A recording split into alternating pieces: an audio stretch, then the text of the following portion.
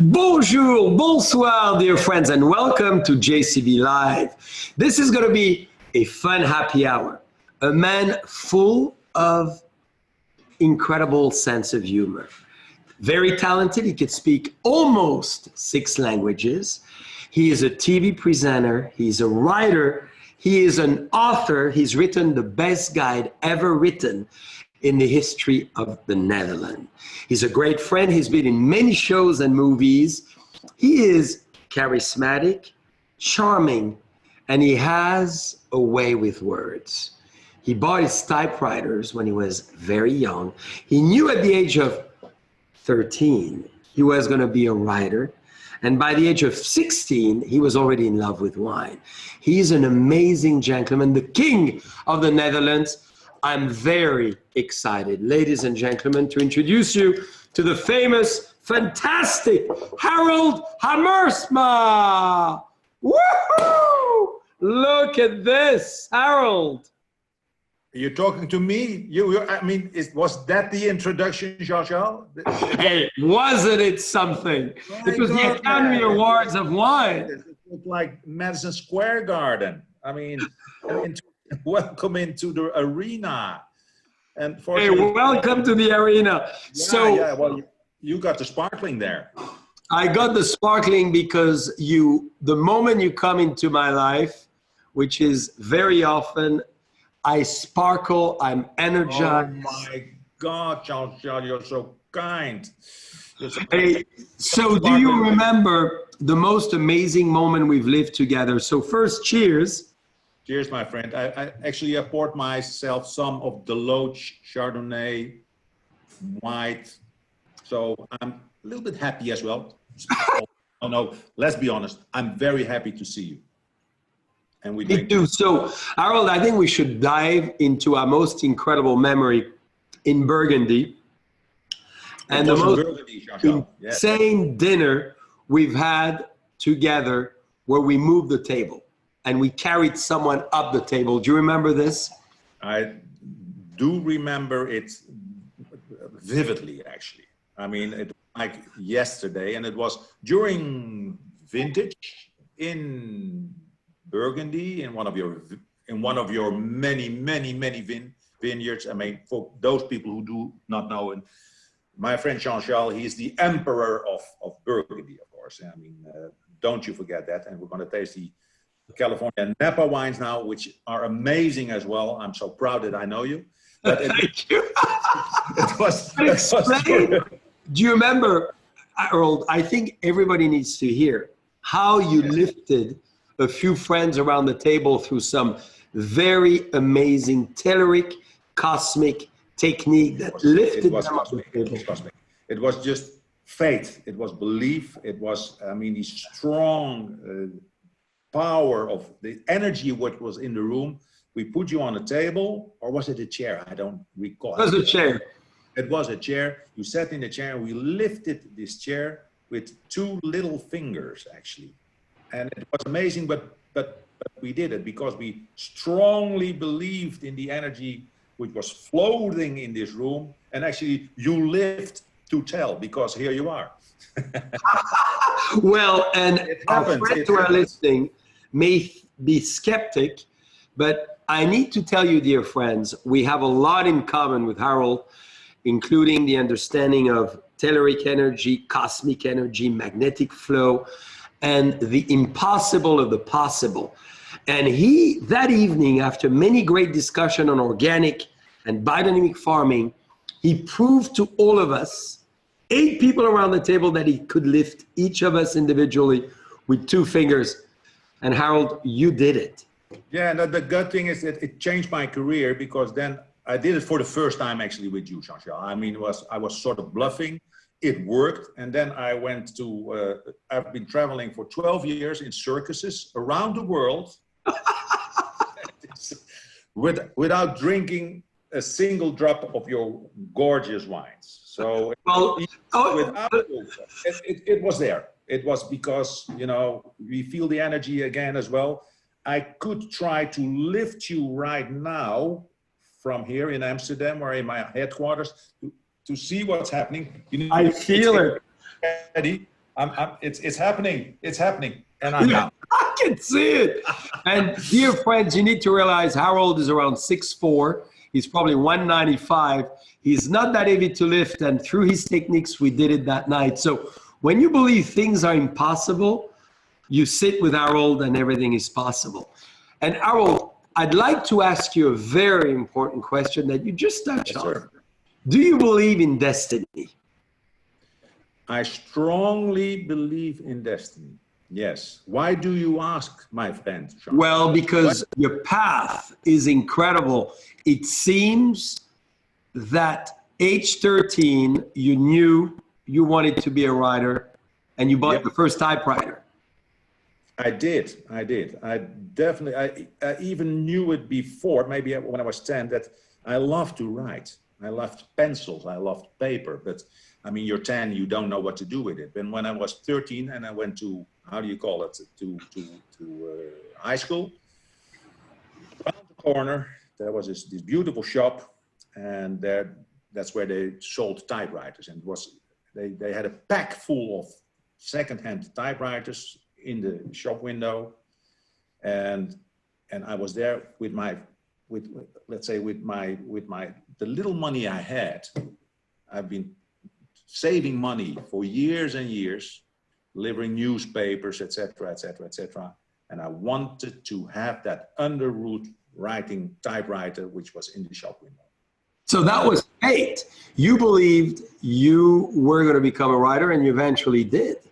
I did, but I didn't know how to do it. But I think, well, I have to do an awful lot of work and practice a lot and think about, take a million jobs, and that's what I did. I mean, you just couldn't believe it. I just did them.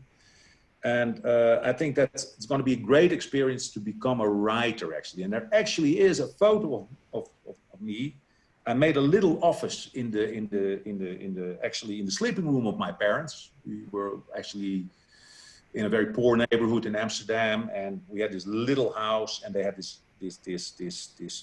their sleeping room, and I made a little office there. And my brother is sitting next to me. He was 10 years old. And actually on the chimney, when you look at this black and white photo, on the chimney there were already, I saw that photo, actually I saw it later, there are already 4 or 5 bottles of wine. There were not, no really, there were my open or not open? Already consumed? They were open, my mother finished them, and she put candles in them, you know? Oh. As a candelabra, actually. But there is this photo of me sitting behind my typewriter, my brother sitting next to me, looking at me, what is he doing? And on the left-hand side, on the chimney, are bottles of wine. So this is already the destination, is my destiny is captured in this black and white photo. This little 13-year-old Harold, no gray hair yet, sitting on a typewriter, sitting near a typewriter and writing. And when did destiny take you to taste this elixir, this gift of God? When did that happen? Were you 16? Well, yes, that I was 16, and I fell in love not only with wine, but with my precious wife. But I met her at high school. She was 16, I was 17, and it was normal times. I mean, normally, the only thing you wanted to do is when you were 16 or 17 and went to parties to get pissed as soon as possible. You know, let's be honest about that. But I didn't want to do it with beer because my father was drinking beer. And I didn't want to do it with cherry brandy because my mother drank cherry brandy. And in the mid-70s, you had Albert Heijn. You know Albert Heijn, that's the mother of Gal en Gal, where the privileged people who are able to sell your wines. And then you had a sort of bag in boxes of 1 liter of very cheap jug wines. And I said, well, when I go to these parties, I take this jug wine. It's Pinot. You know what Pinot is? It was junk, but I loved it. I think it's so interesting because it was not beer, it was not cherry brandy. So I take this bag in box a 1 liter Pinot, which was, it made you blind and deaf, etc. But I think it was an elixir. I loved it. I loved it. I loved it. And that's when wine got into my life, because I said, well, it was sort of interesting because I liked the stories. I started reading because it grabbed my attention. And then, the next step was that I bought a wine of $5. I mean, sort of, very cheap wine, but already a Bordeaux wine, which said it came from a Côte à Ouvrir, and it was from the destination Prochaine Sortie, and it was beautiful. And then I started to read more and more. And then my first trip I made to Saint-Emilion together with my wife, my girlfriend. And I mean, it into my life, and it was there. Well, so love at first sight with your wife, love at first sight with wine. Yes. You're a very coup de foot, bolt lightning type of man. So what was the next love of sight at first sight? I can't discuss soccer, of course, no, but the fortunate thing is, Jean-Charles, I mean, I'm such a lucky man. I was talking about before we started recording that I'm in a 5-star quarantine. My wife is a great chef. She's a great cook, and we love food.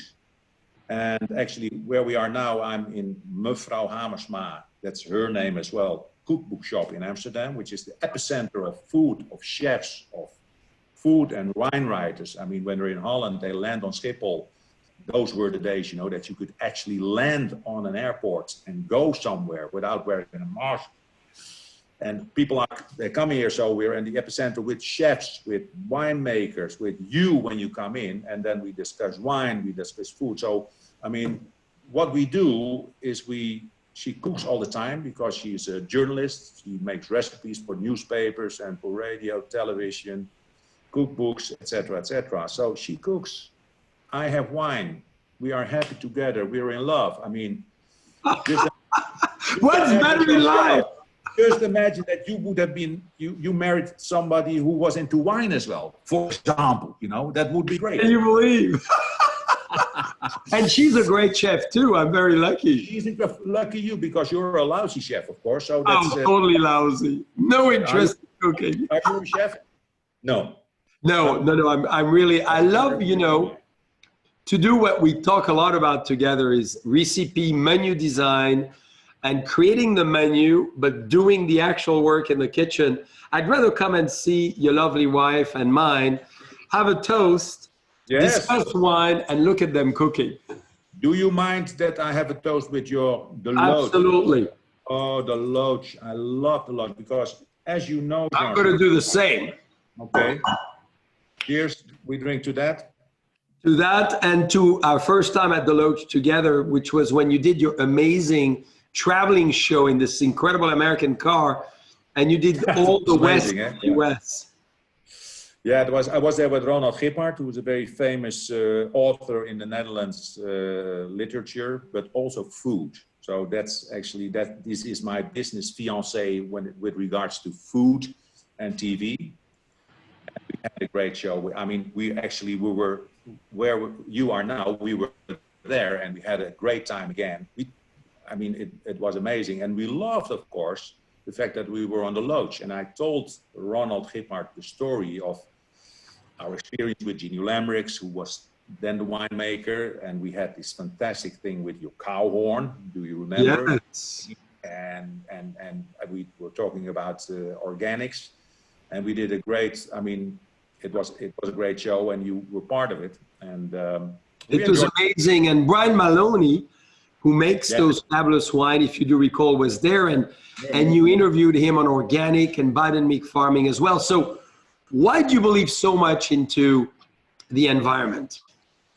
I believe not only in the environment, but I believe in the fact when people work very seriously in an organic way, is that they pay more attention to the wine and the grapes. So it's not only about terroir, it's about attention as well. And of course, we can start a whole philosophy about what organic does and why it is good. But let's be honest, we know it.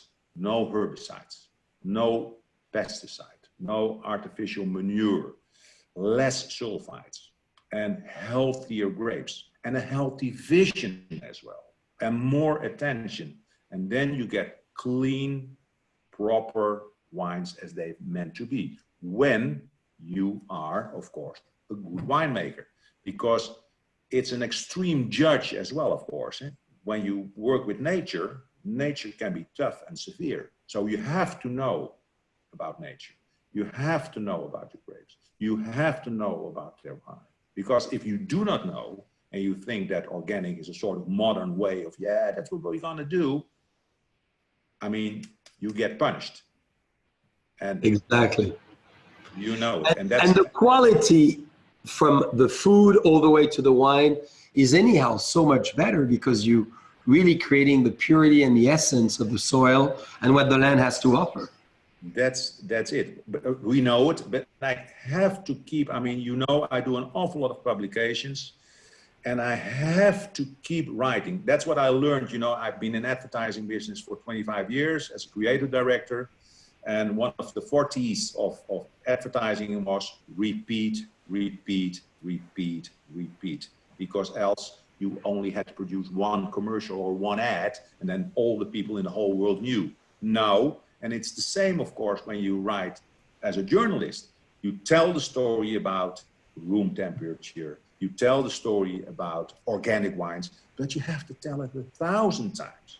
Yes. Because what? No, I didn't know that, because we are into wine. We are very connected in the stuff I write about, and I enjoy it.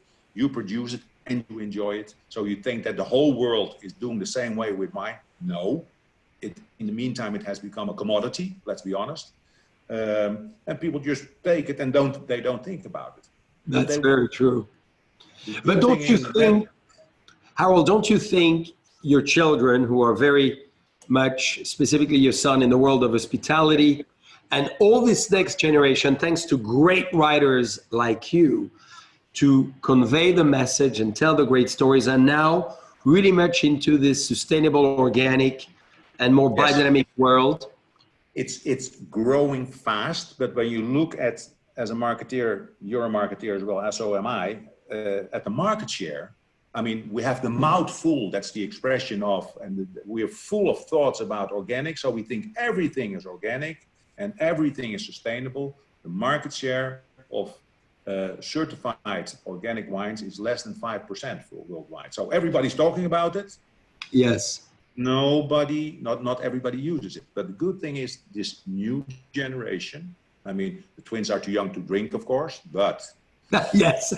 you give them a little sip every now and then with some water, as you were taught into wine as well, of course. For sure. Yeah. The good thing is with my kids and with my children-in-law, because they have my daughter is married, and my let's say my son has a great fiancée. She's my Nina. She's gorgeous. They love food and wine. And yes. what they're always asking, and their friends as well, so they're 30, 27, 28, they all say, where does it come from? No, I only want organic. Whether it's a pig, or when it's their veal, or when it's vegetables, and when it's wine. So we're growing into it. And thanks to the possibilities that the supermarkets actually, or Gal provides as well, you see the assortment. Yes. So the possibilities are there.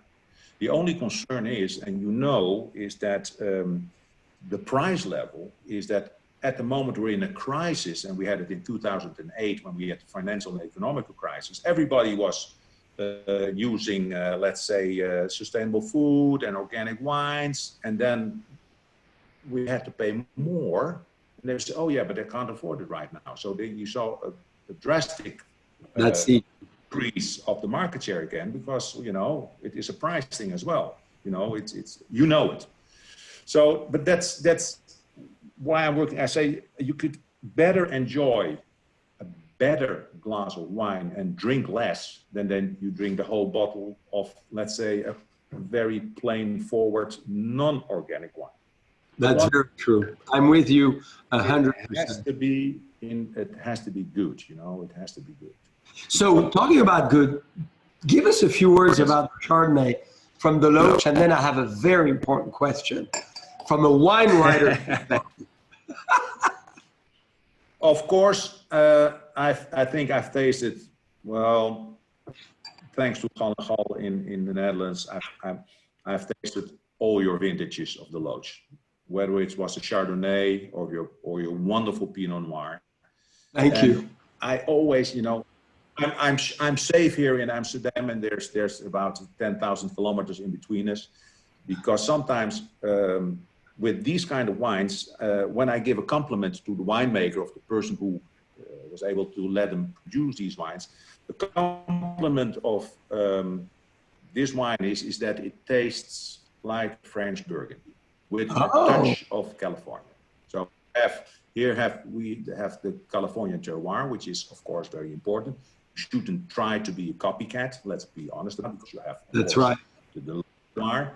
But I like, you know, my complaint about New World wines was in the beginning that they were too pushy, too sweet, too much of everything, you know. And I like, but that maybe that's the European style. I'm from the old school, and I like the old school wine. So the best compliment I always give to a New World wine, that I say, wow, that's an old school, old world wine. So I tasted fantastic Pinot Noirs from California. Well, I have it here too. Maybe we want to try those two. You got a piscine. It's a piscine, mon ami. It's total piscine. So Chardonnay, Pinot Noir. Exactly. Yes. We should describe the Burgundy vision first.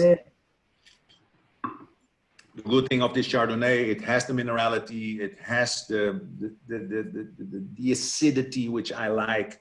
And on the other hand, when I would describe it, it would be, let's say, in the middle of Burgundy, not too south, so it's not too exuberant, not too much tropical. It's a young vintage, and you taste the potential, because it has the power to have a longer life.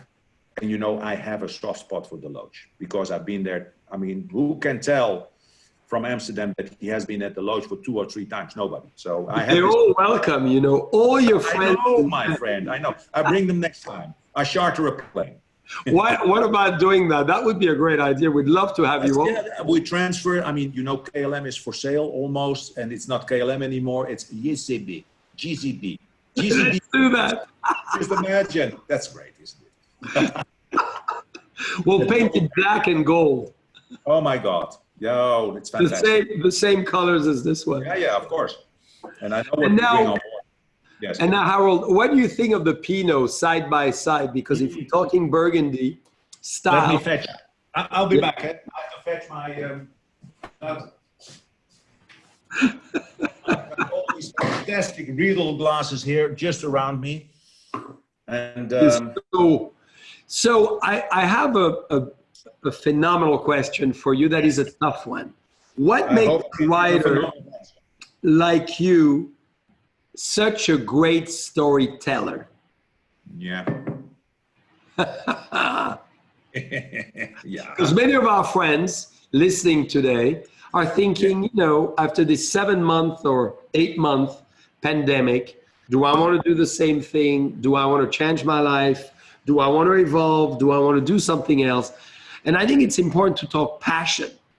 And maybe before even you address this question that I've asked is, what's your passion? And then how you become such a great storyteller? My passion is food and wine, but my number one passion is writing.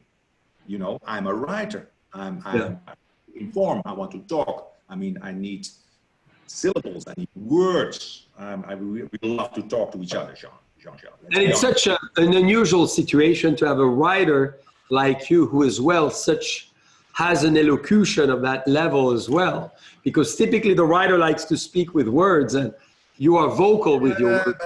I like to talk as well, you know, that's why I like radio, I like television, etc. But back to your phenomenal question. I'm writing about food and wine for 35 years now. First as a hobby, and as an advertising man, I was into advertising. I did it for 25 years, and we mixed them together. It was great. But you introduced me that when I was 10, I wanted to become a writer. When I was 13, I bought myself a typewriter. And one of my specialities was first advertising and wine, now only wine, but I'm a writer. So what I did last year was writing a literary book, a book about my youth in Amsterdam, in this specific location where we're right now. It is behind the Heineken brewery. That's a landmark. Of course, the brewery in Amsterdam, behind the Heineken brewery. And I wrote a story about my first 14 years in this neighborhood. And it became a bestseller. Wow. So, published, yes. It was in English. It was called, let's say, In the Shadow of Heineken Brewery. And I wrote about my youth, about my poor youth, about my father and my mother, and what happened here, how I became a wine writer, and what happened, and how I take care of my mother now. She's 86. Congratulations. Yeah, she's fantastic. And I wrote this book, and it became a smash hit. And it got a lot of publication, and it gave me such a kick. You know, it gave me, officially a pensionado, of course, but I feel like a young and vibrant guy.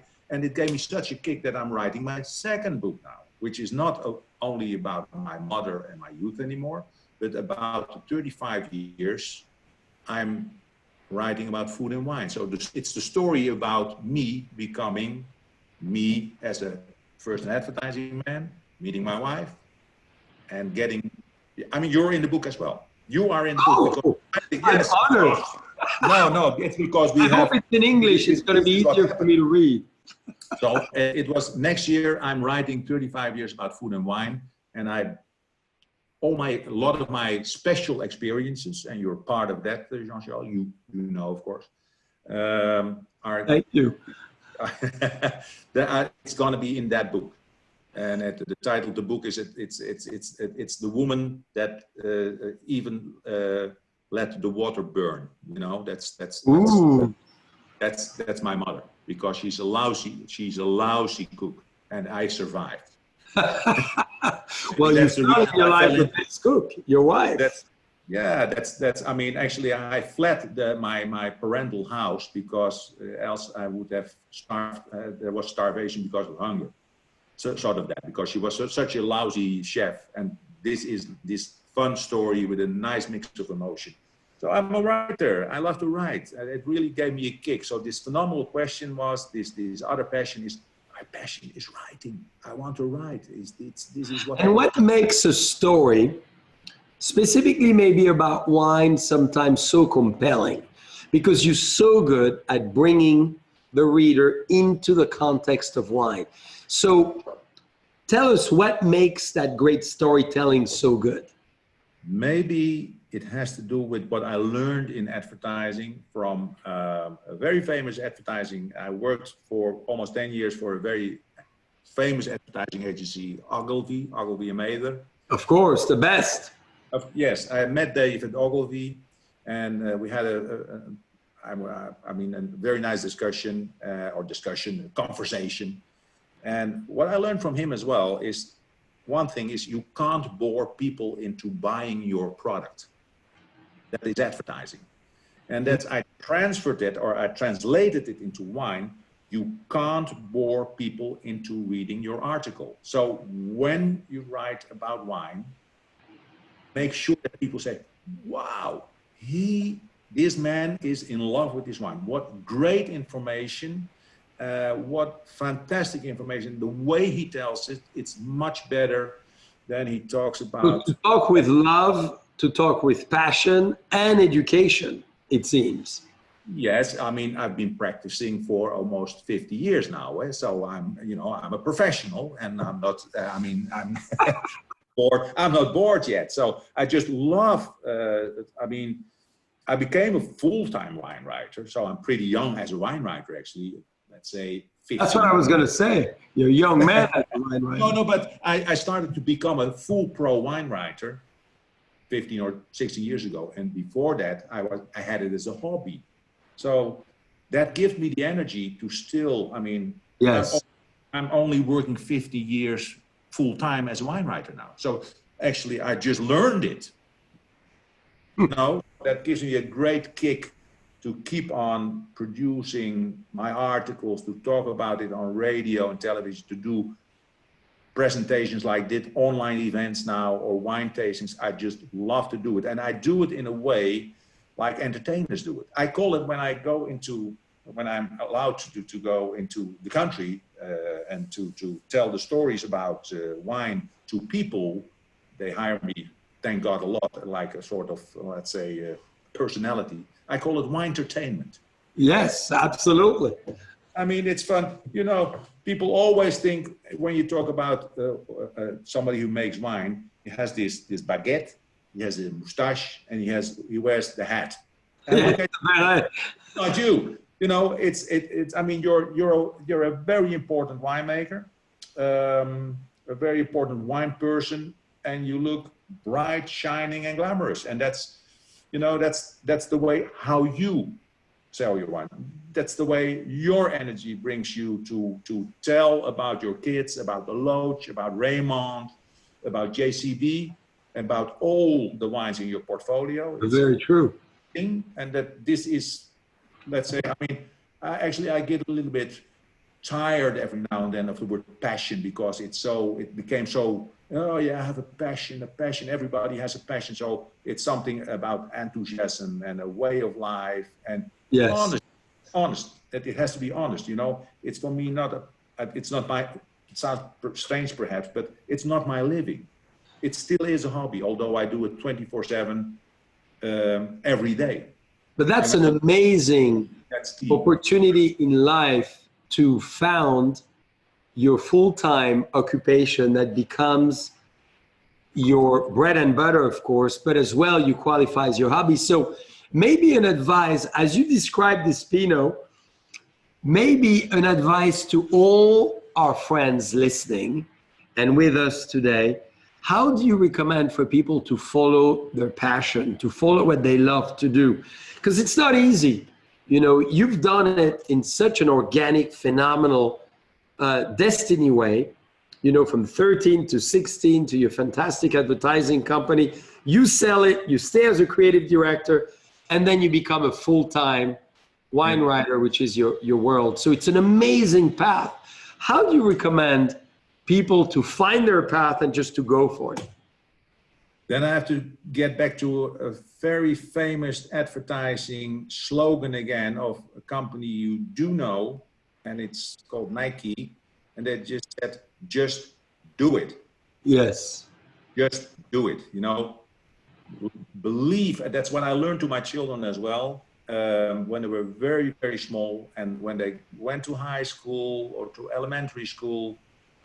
Do the things you like, because look for the fun. The fun is the beginning of good. Being happy in that's what you do. When you have to do it on a low wage, but what you do is great fun. No paycheck can change that happiness that you are very happy in what you do. You know, I never selected my professions or my jobs because I could make a lot of money. I've talked to a guy who said, yeah, I want to become a dentist because you can make an awful lot of money. But then I said, then you become a lousy dentist. Yeah. Because you don't love it, you do it for another purpose. You're gonna be so unhappy. You're gonna be, because you stand up every morning at 7 o'clock, you open up a mouth at 8 o'clock in the morning and you have to start drilling holes. My God. That must be hopefully you fill them too.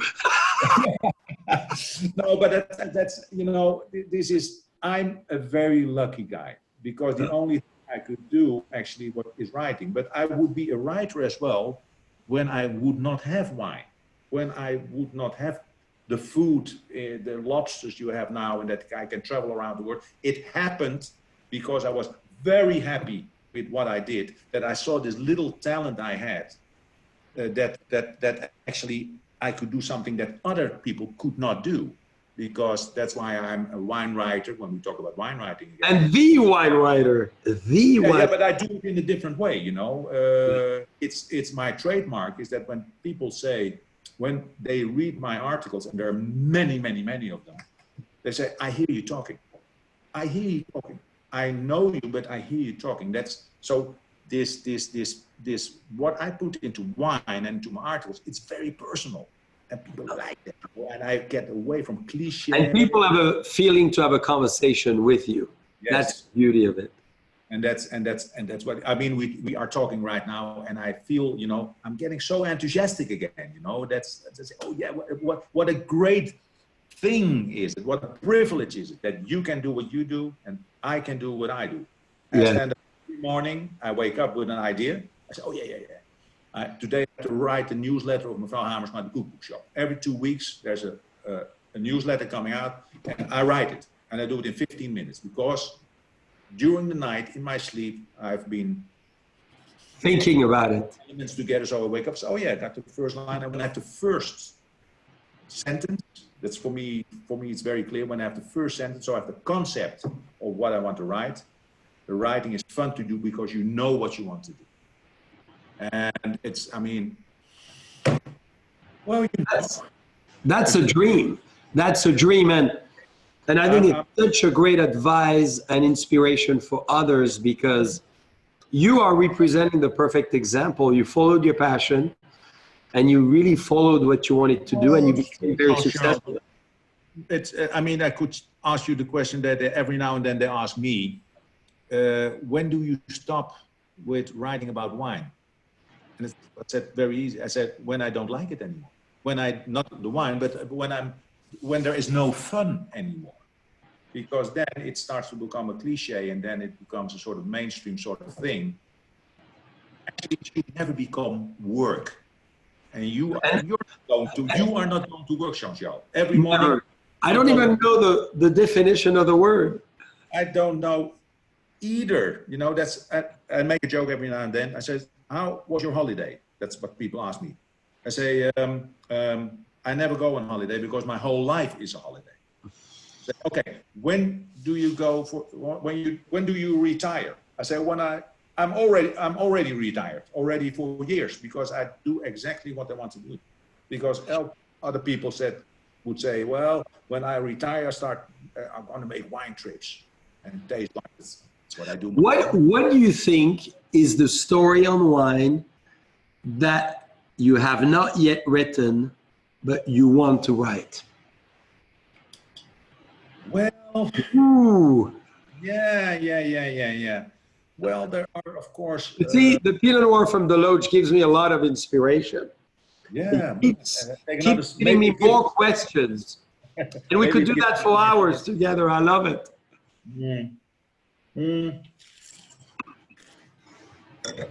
Yeah. What I would like is, I'm still very interested in the edgy parts, in the let's say in parts of where, I mean, I made fascinating trips, of course. I traveled to California, I traveled to France many times. I've traveled to South Africa, which is very connected to the Netherlands, as you know. But I'm always very interested in those, let's say, the dark sides of wine. And then I mean Georgia, not the Georgia in the United States, but Georgia, Moldavia, you know, the former eastern part of Europe, where wine was already for 8 or 7 or 6,000 years. The wine culture was a very old, and nobody knows things. And then the Russians got it, and then it did not become very interesting because they only made alcohol out of it. And now there's a young generation of chefs and a young generation of winemakers. And I'm not only talking about the Quercy wines and the orange wines, but they have their own grapes. They have their own way of presenting it, of preserving it, of making wines. And yes, with the orange wines. And actually I would go, there was already a plan to go to Georgia. Yes. And then we had a problem with Corona, and before that there was a problem with the government. So this trip was canceled, and I'm still very interested. I made some fascinating... So to discover new regions, to talk about yes. historical places that are really becoming, again, new in a way. I was intrigued. I had made some fantastic trips through Romania and to Bulgaria.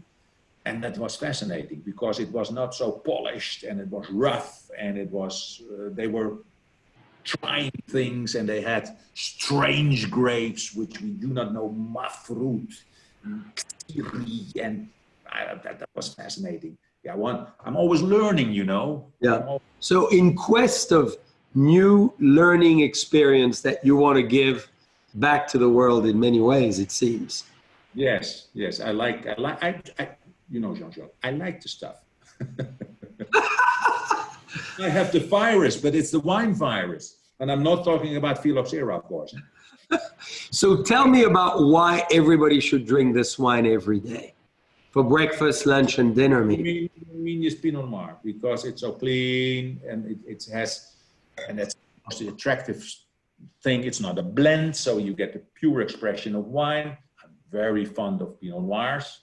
I'm always very critical, because when I always say, when you drink Pinot Noir, you have the stuff from Burgundy, because that's where you should be. But then we come to the compliment. This is like a high-class Burgundy style Pinot Noir with a touch of California je ne sais quoi. That's it. That's the trick. And the good thing is it's elegant, it's drinkable, it's thirst quenching in an intelligent way. You can drink it, and I always like it. I take them from the fridge where it has been resting for 3/4 of an hour, so it has the freshness and the cleanness of the palate. It's very food friendly. So and it's not because you are here a little bit, of course, as well, but this is a wine I like very much. Well, thank you. So then we got to go, because in respect of time, yes, sir, we got to jump over the art collection. We'll go directly to the Raymond Napa Valley. We are professionals. Exactly. So I would like to ask you the question that I have some answers to it, but I'd love to know more. What really inspires you? What drives you? What gives you those ideas to write so many books, so many great articles, so many phenomenal public speech, so many great shows on TV? What inspires you altogether, besides your beautiful wife, children, your mother, and all of that? Yeah, actually, I mean, it sounds like a cliche, but the inspiration is in the bottle, or is the bottle itself. Really? You know, well, I taste about 8,000 bottles yearly, which is amazing, serious, but not too serious. No, because that's what you do. You do it as well. You know, I mean, it's when you break it, when you just count a little bit. I mean, it's about 30 bottles per day, 25 actually. So it's 3 an hour. That's very well diced. You have to do it. You have to do it every day. The fun thing is, Jean-Jacques, is that I'm opening this bottle. I look at the back label. Of course, I know you. I look. There's a lot of inspiration, and it opens a lot of doors in my mind already. So it's 35 years of experience. You know, when you look at this bottle, you say, "Hey, my God, what? This is a fancy label." Did you touch it? Because I know you have a huge collection of fashionable jackets as well in your personal closet. I always see you with a very unique, and you love fabric. So we had to select for you the most fabric-oriented. I know you did it for me, and that's why I appreciate you so much. Yeah. No, but the inspiration I'm a storyteller. You know, I like to tell stories. Little jokes, information, wine entertainment, and I know that people actually remember things much easier and better when you get away from the cliches. You know, I can talk use every cliche available, which is, I get so fed up of wine tasting notes which talk about red fruit and black fruit and vanilla, etc. I mean, then all the wines taste the same. So I'm always looking at, what the fuck did he do with this label? My best tasting notes actually are not about, let's say, intrinsic about the elements of the wine, but I'm talking about associations. My best tasting notes, you feel, taste, hear the wine, and I didn't use the word blackberry, cranberry, raspberry, Emotions. tobacco, but I talk it's like a cage fighter, and he kicks you in the corner, right on, but when he picks you up again, he kisses you full in the mouth, and you fell in love with him. And then you know what kind of wine you get. And you never forget it again. Instead of raspberry, I feel it. Blackberry, plums, sweet spices, get away from me. So describing it with your senses. So what advice do you give to people actually?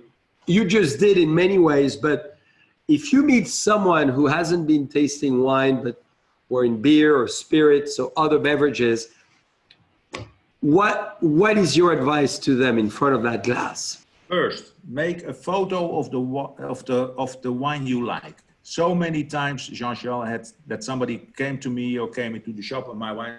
Monsieur Hamersma, good to see you. Lately, I was in that and that restaurant, and I had this wine from, I think it was from California, and it was red. Could be south of France as well, yeah. I said, do you know perhaps what wine it was? No. But do you know this little machine? It's called the photo camera. You make a photo and you remember it. That's one. So that's respect already. Yeah. Because you take the effort of, you want to remember it. And then you make a tasting note, and that's not a technical tasting note, what it does with you. Just write it down, because it's like, when you did your exams on school, you always wanted to have these little notes that you could actually make. I don't know how you say it in French, or in English, that you had this little note, which you wrote it on their. Yes. So you write down, what does it mean for you? And it's not about blackberries, just write down something that it does to you. The emotions of it, the feeling.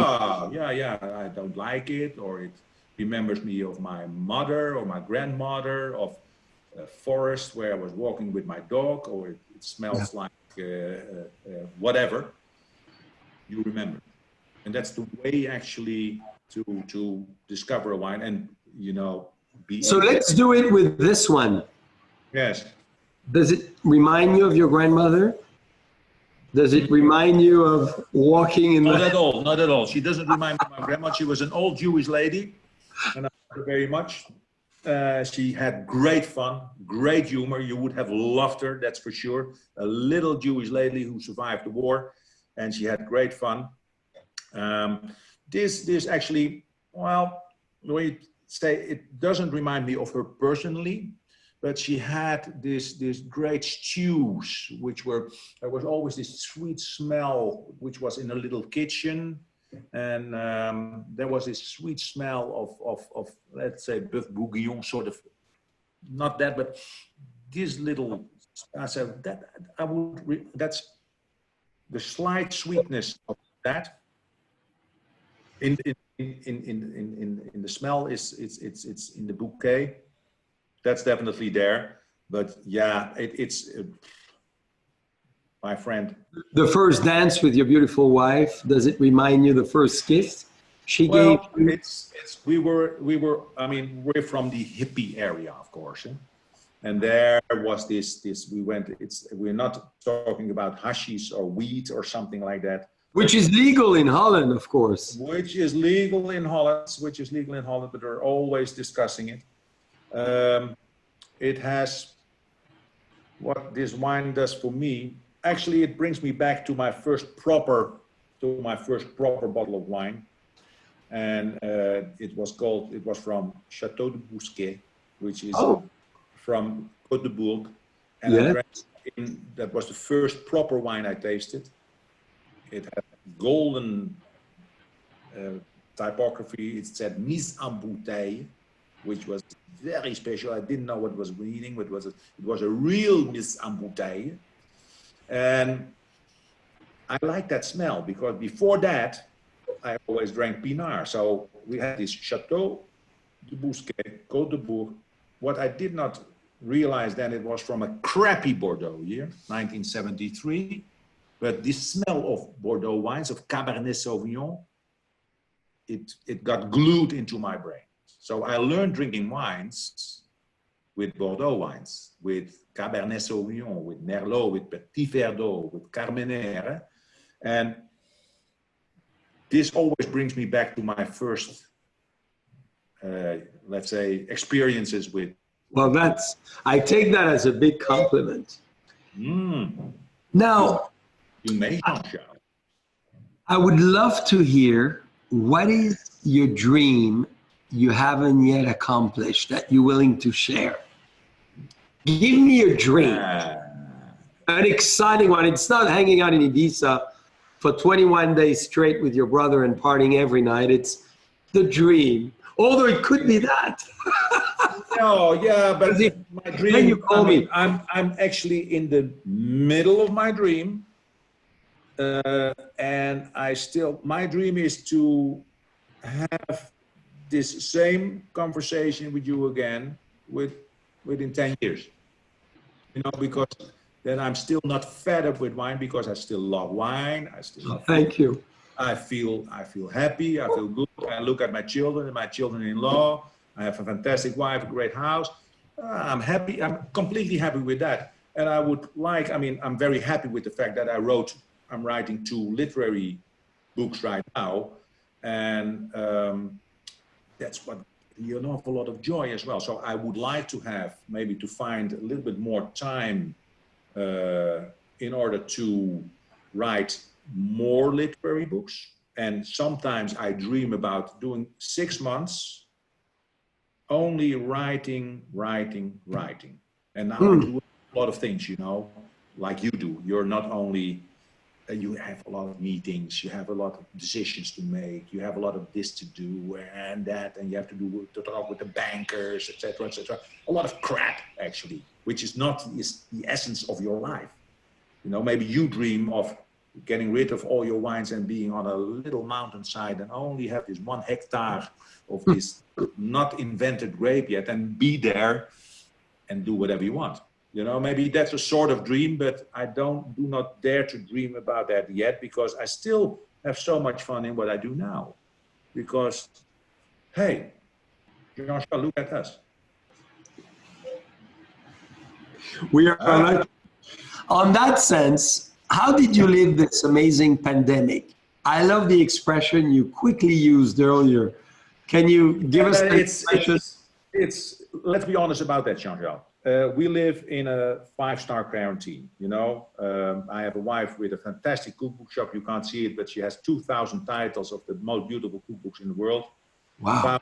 In Dutch language, 1,000 in the English language. So we have a nice, and there's always food, and she's always experimenting with fantastic food. And actually, she will be waiting for me right now in a very new restaurant where they have a wine list. It's called, the restaurant is on our corner, actually, of the street where we're living, behind the concert building in Amsterdam. Nice area. And it's called the Wine List. That's the name of the card, the Wine List. And they have these fascinating wines from Bulgaria, Romania, Hungary, etc. So I'm looking forward. Young guys, young girls actually worked in there, the owners. So that's great to do it. I mean, this is what we do, you know, and this is. So the pandemic hasn't been too bad in many ways. No, so it's a 5-star quarantine. The only concern, and that's what, let's say, worries me, you have young children. I have young professional children already. And we had, when you were 30, which is 5 years ago for you. Exactly. It showed. Yeah, I know. It's not even a compliment. You know, you had this dot on the horizon where you could think about and work towards to, and then you went a little bit like this, and then a little bit, there was this dot. And for them, I think it's quite, I mean, we did our groceries, let's be honest. We did our things. We do our things and make sure that we just go on. I'm 64, but they are 30. And you see, not struggle, but they have to deal with something which we did not have to deal with when we were. Right. And that's let's say a sort of concern, but they're strong people. And when I look at them and when I look at their friends, which are the same age, I'm so positive about this world. But because you look at these guys and they're so strong. That's right. And they know how to deal with it. And resilient. The world to a next level. And that's a good level. It's not a lower level, it's a higher level. So now, Harold, one final big message to everyone with us listening, all our viewers, all our friends from around the world. We have a few remaining but it's phenomenal wine and wine bottles. What would be your message to all of us in 2020, at the end of 2020, about to get luckily into 2021 so we can erase a year that is not necessarily the one we always want to remember for those things? What would be your message? Well, without becoming too philosophical, No, you can be philosophical. That's good too. But maybe say, let's get a COVID first by drinking and cleansing the mouth with a slight touch of alcohol made by grapes. Yes. It helps you to make, when you drink it in a modest way, enjoy a good glass of wine, have a good conversation, talk to each other, keep talking in a gentle way, in an intelligent way. Talk. People ask me, I'm 46, 47 years with my wife, and say, how does it come that your marriage is lasting so long? That say we eat a lot together. And then what you do when you eat and drink, you talk. Talk. So conversation, that's a big one. Conversation. So, I mean, I know many families, they never have dinner together because they have double jobs or they work at night, the children come in, they get a pizza and they sit on the couch and they sit on the table. And they watch you on TV. At least maybe they watch you on TV, so it's an entertaining time. Yeah, true. But first, no TV, no mobile telephones, switched off. Enjoy your meal. Enjoy, of course, your glass of wine in a modest way, not too much. That's not what I do. I don't drink a lot. I taste about 8,000 bottles, but I do not drink much. And enjoy your food, enjoy the wine, and enjoy your company. Enjoy the conversation. I love it. What a wise advice. This was philosophical in many ways as well. Take time, give up all the electronics and converse and have discussions. I think it's a very good advice to everyone. And Harold, I want to thank you so much for being with us this full hour. I cannot believe we had a full hour. And I would like to be 3 or 4 or 5 more hours together, which we typically do over the dinner table and the bar. And it will happen soon in person. Cheers. It's so good seeing you, talking to you again. It's always big fun. And I feel very strong, positive feelings. Very privileged and honored to know you. And we wish you the best of luck on this next book. It's going to be exciting to discover. Thank you. And see you in Amsterdam, my friend, as soon as possible. Of course, I'm on my way. Love to Gina and the twins. Take care. Thank you. Cheers.